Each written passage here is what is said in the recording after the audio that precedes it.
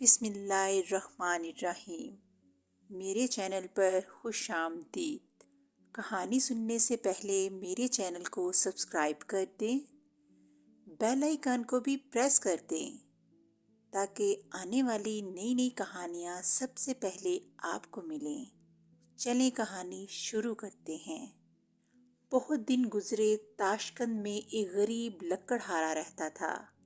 اس کا نام شیرازی تھا۔ وہ جنگل سے لکڑیاں کاٹ کر شہر میں فروخت کرتا تھا۔ اسے اتنا تھوڑا معاوضہ ملتا کہ اس کا گزارا بہت مشکل سے ہوتا تھا۔ شہر سے بہت دور ایک درویش کی جھونپڑی تھی۔ وہ ہر وقت اللہ کی یاد میں مشغول رہتے تھے۔ شیرازی ان درویش کی خدمت میں حاضر ہوا اور جھونپڑی کے باہر سے آواز لگائی، اے محترم بزرگ، کیا میں اندر آ سکتا ہوں؟ درویش نے کہا، دروازہ کھلا ہے، تم اندر چلے آؤ۔ شیرازی جھونپڑی میں داخل ہوا۔ اس نے ادب سے درویش بابا کو سلام کیا اور بولا، بابا جی، میں ایک غریب آدمی ہوں، اللہ کے واسطے میری کچھ مدد کیجیے۔ درویش نے کہا، کل ہی شہر کے قاضی نے مجھے 1000 اشرفیوں کی تھیلی بھیجی ہے۔ یہ سن کر شیرازی کی آنکھیں خوشی سے چمکنے لگیں۔ درویش نے کہا، بیٹا، میں مفت میں اشرفیاں نہیں بانٹتا، تم مجھے اپنی کوئی چیز دے دو اور اشرفیوں کی تھیلی لے لو۔ شیرازی بولا، میرے پاس آپ کو دینے کے لیے ہے ہی کیا؟ ایک کلہاڑی اور ایک جھونپڑی۔ درویش نے کہا، یہ دنیاوی مال و اسباب میرے لیے بیکار ہیں، تم کوئی ایسی چیز دو جو تمہاری اپنی ہو، مثلاً تمہارے دیکھنے کی قوت۔ یہ کہہ کر درویش نے اپنا ہاتھ شیرازی کی آنکھوں میں رکھ دیا۔ اس کے ساتھ ہی شیرازی کی بینائی جاتی رہی۔ شیرازی گھبرا کر بولا، بابا جی، آپ نے تو میری دنیا ہی اندھیری کر دی۔ اب میں قدم قدم پر ٹھوکریں کھاؤں گا، راستے میں کسی گڑھے میں گر جاؤں گا یا کسی چیز سے ٹکرا کر زخمی ہو جاؤں گا۔ اللہ کے واسطے میری بنائی واپس کر دیں۔ درویش نے اپنا ہاتھ شیرازی کی آنکھوں پر رکھا اور اس کی بنائی واپس آ گئی۔ شیرازی نے کہا، آپ میری کوئی اور چیز لے لیں۔ درویش بابا نے کہا، رنگوں کی شناخت لے لوں؟ شیرازی خوش ہو کر بولا، جی ہاں، آپ مجھ سے رنگوں کی شناخت لے لیجئے۔ درویش نے اس کی آنکھوں سے ایک رنگین جلی نکال کر شیشے میں بند کر دی۔ ابھی کچھ ہی دن گزرے تھے کہ شیرازی پھر درویش کے دروازے پر دستک دے رہا تھا۔ درویش نے کہا، دروازہ کھلا ہے، میرے بچے، تم اندر چلے آؤ۔ شیرازی نے کہا، میں اپنی زندگی سے بیزار ہو گیا ہوں۔ رنگوں کی شناخت ختم ہونے سے سب رنگ سفید یا سیاہ نظر آتے ہیں۔ آسمان کی نیلاہٹ، زمین کا مٹیالہ رنگ، درختوں کی ہریالی، گھاس کا سبزہ، سب رنگین رنگ جاتے رہے۔ کالے رنگ کا شوربہ اور دودھیا سفید روٹیاں دیکھ کر مجھے کراہت محسوس ہوتی ہے۔ اللہ کے واسطے میری رنگوں کی شناخت مجھے واپس کر دیں۔ درویش نے شیشے سے رنگین جلی نکال کر شیرازی کی آنکھوں میں دوبارہ لگا دی۔ شیرازی فوراً جھونپڑی سے باہر کی طرف دوڑا۔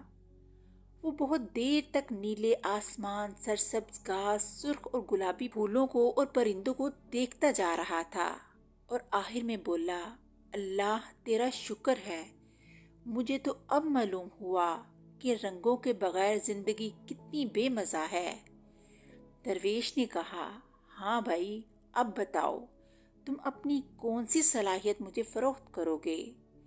تمہاری قوت سماعت یعنی سننے کی طاقت لے لوں؟ شیرازی بولا، ہاں، بھوکھوں مرنے سے بہتر ہے کہ انسان بہرا ہو کر زندگی گزارے۔ درویش نے شیرازی کے کانوں سے کچھ نکال کر ایک ڈبیا میں بند کر دیا۔ ابھی تھوڑے ہی دن گزرے کہ شیرازی پھر درویش کی جھونپڑی کے باہر کھڑا تھا اور کہہ رہا تھا، میرے بابا، میری مدد کریں۔ درویش نے کہا، کیا بات ہے؟ تم بہت پریشان دکھائی دے رہے ہو۔ شیرازی بولا، اے بزرگ بابا، اب میں چڑیوں کے چہچہانے، کوئل کی کوکو اور بلبل کی سریلی آواز سے محروم ہو چکا ہوں۔ بازار جاتا ہوں تو ہر وقت حادثے کا دھڑکا سا لگا رہتا ہے۔ کل شام میرے پیچھے سے آنے والا گھوڑا پھدک گیا۔ لوگوں نے مجھے متوجہ کرنے کے لیے زور زور سے آوازیں دیں، لیکن مجھے کچھ سنائی نہ دیا۔ ایک شخص نے مجھے بازو سے پکڑ کر ایک طرف کھینچ لیا اور گھوڑا میرے پاس سے گزر گیا۔ اللہ کا شکر ہے کہ میں حادثے سے بچ گیا۔ آپ میری سننے کی طاقت واپس کر دیں۔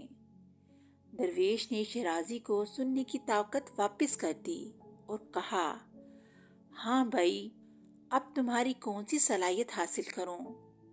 اسے ذائقہ یا اسے شامہ لے لوں؟ پھر نہ تمہیں کسی چیز کا ذائقہ محسوس ہوگا، نہ خوشبو محسوس ہوگی اور نہ ہی بدبو۔ شیرازی نے کہا، جی ہاں، ذائقہ اور سونگھنے کی حس میرے لیے کسی کام کی نہیں، یہ آپ لے لیجئے۔ درویش نے اپنی 2 انگلیاں شیرازی کے حلق میں ڈال کر کوئی شے نکالی اور شیشی میں بند کر دی۔ شیرازی خوشی خوشی اپنے گھر لوٹا۔ ابھی کچھ ہی دن گزرے تھے کہ وہ بزرگ بابا کے پاس پھر آ پہنچا۔ درویش نے کہا، میرے بچے، دروازہ کھلا ہے، اندر آ جاؤ۔ شیرازی بولا، میرے محترم بزرگ، میں عجیب مصیبت میں مبتلا ہوں۔ درویش نے کہا، اللہ تمہارے حال پر رحم کرے۔ شیرازی نے کہا، میری قوت ذائقہ کیا گئی، زندگی بے مزہ ہو کر رہ گئی۔ دال روٹی ہو یا پراٹھا، کسی چیز کا کوئی لطف نہیں۔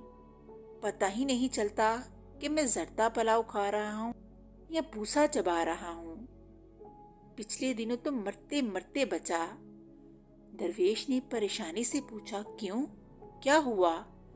شیرازی بولا، میں نے سڑا ہوا کھانا کھا لیا۔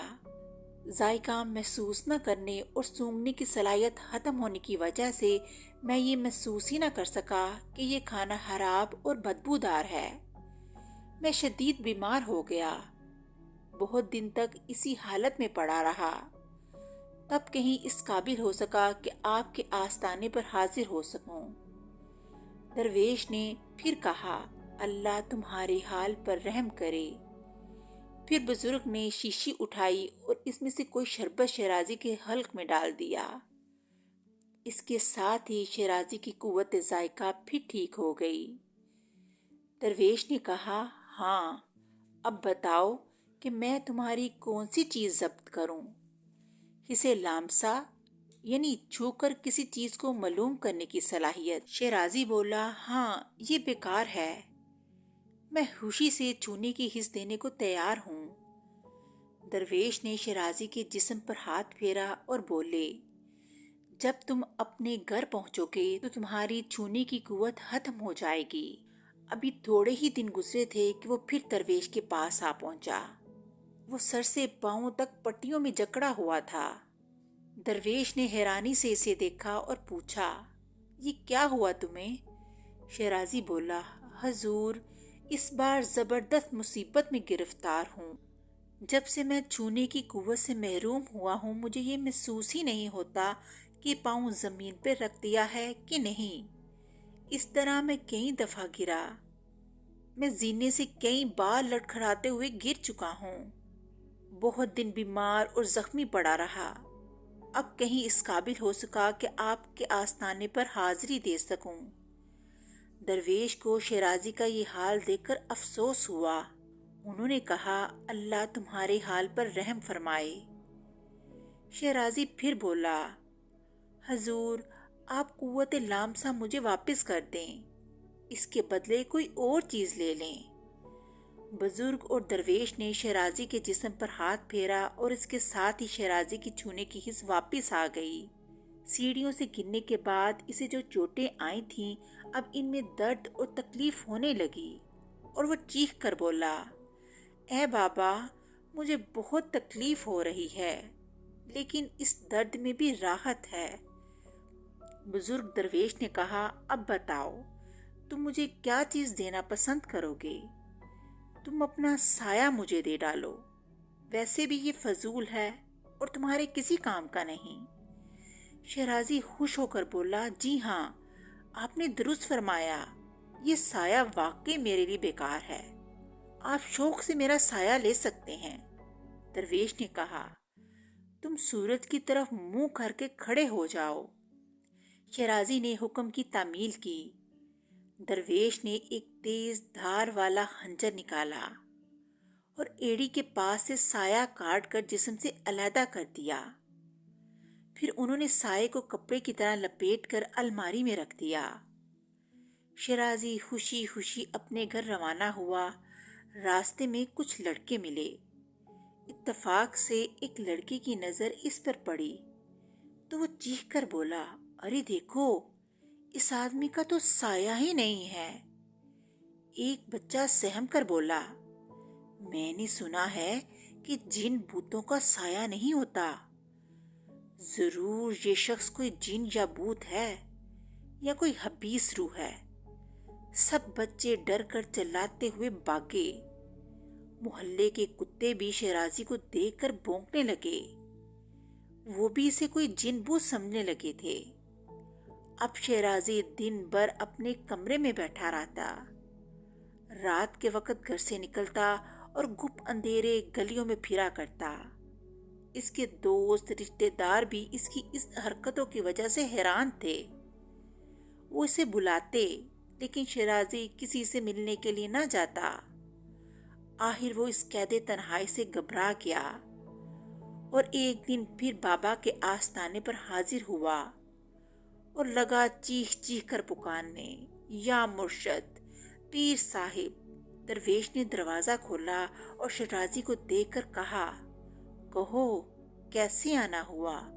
शहराजी रोने लगा और बोला, हजूर, मैं बहुत तकलीफ में हूँ, अल्लाह के वास्ते मेरी मदद करें और मुझे इस मुसीबत और कैद से निजात दिलाएं। दरवेश ने पूछा, अब क्या हुआ?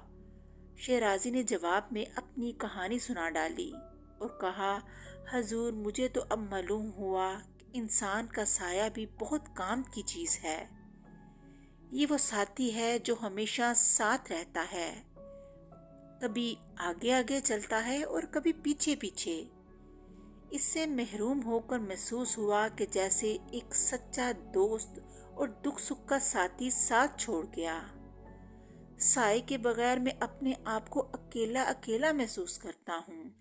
बुजुर्ग दरवेश ने कहा, देखो भाई, तुम्हारी रोज रोज की दखलअंदाजी से मेरी इबादत में खलल पड़ता है। अब आखिरी मौका तुम्हें दे रहा हूँ, इसके बाद मैं तुम्हारी कोई बात नहीं सुनूंगा। ये कहकर दरवेश बहुत देर खामोशी से बैठे रहे और कुछ सोचते रहे। फिर बोले, तुम मुझे अपना मसाम दे दो। शहराजी खुश होकर बोला, जी हाँ, आप मेरे मसाम ले लीजिए, वैसे भी ये मेरे किसी काम के नहीं। दरवेश ने एक सुराही से शहराजी के जिस्म पर पानी उंडेला और इसके साथ ही बहुत बारीक बारीक ज़रात शहराजी के जिस्म से अलहदा होकर फर्श पर गिर पड़े। दरवेश ने इन ज़रात को जमा किया और एक बोतल में डालकर अलमारी में रख दिया। शहराजी खुशी खुशी अपने घर की तरफ चला गया। अभी वो थोड़ी दूर ही गया था कि इसके जिस्म गर्मी से तपने लगा। घर पहुंचते पहुंचते इसकी खाल गर्मी से झुलस गई। खाल में बेशुमार बारीक बारीक मसाम यानी सुराख होते हैं, जिनके रास्ते पसीना खारिज होता है। पसीना आने से जिस्म की जिल्द गीली हो जाती है और इसका दर्जा हरारत बढ़ने नहीं पाता। मसाम खत्म होने के बाद शहराजी का जिस्म तपने लगा। अपने जिस्म को ठंडा रखने के लिए शहराजी को दिन में 10-15 बार नहाना पड़ता। वो गीले कपड़े पहनता और जिस्म पर पानी उंडेलता रहता, फिर भी जिस्म को सुकून न मिलता था। वो दिन भर कमरे में लेटा रहता और शाम के वक्त घर से बाहर निकलता। शहराजी जल्द ही अपनी इस हालत से आजिज आ गया। एक बार फिर वो दरवेश की झोंपड़ी में खड़ा था और आवाज़ें लगा रहा था, अल्लाह के वास्ते आप मेरे मसाम वापस कर दीजिए। درویش نے الماری سے وہ بوتل نکالی جس میں مسام تھے۔ بوتل میں پانی ڈال کر اچھی طرح ہلایا اور شیرازی کے اوپر انڈیل دی۔ شیرازی بولا، حضور، اب میں اچھی طرح سمجھ گیا ہوں کہ اللہ نے مجھے بے شمار نعمتوں سے نوازا ہے۔ ہر نعمت ہزاروں اشرفیوں سے زیادہ قیمتی ہے۔ یہ رہی آپ کی 1000 اشرفیوں والی تھیلی۔ میں اب محنت اور ہمت سے اپنی روزی کماؤں گا۔ وہ جانے کے لیے مڑا، تب درویش نے اسے آواز لگائی، ٹھہرو۔ شیرازی رک گیا۔ درویش نے کہا، میں جو کچھ تمہیں دے چکا ہوں واپس نہیں لوں گا، اسے اپنے استعمال میں لاؤ۔ محنت اور ایمانداری سے روزی کماؤ، اللہ تمہیں برکت دے گا اور تمہیں کامیاب کرے گا۔ شیرازی اب اچھی طرح سمجھ چکا تھا کہ وہ غلطی پر تھا۔ اللہ نے تو اسے بے شمار نعمتیں دی ہیں۔ اس طرح کہانی کا اختتام ہو گیا۔ اگلی کہانی کے ساتھ پھر ملیں گے، تب تک کے لیے اللہ حافظ۔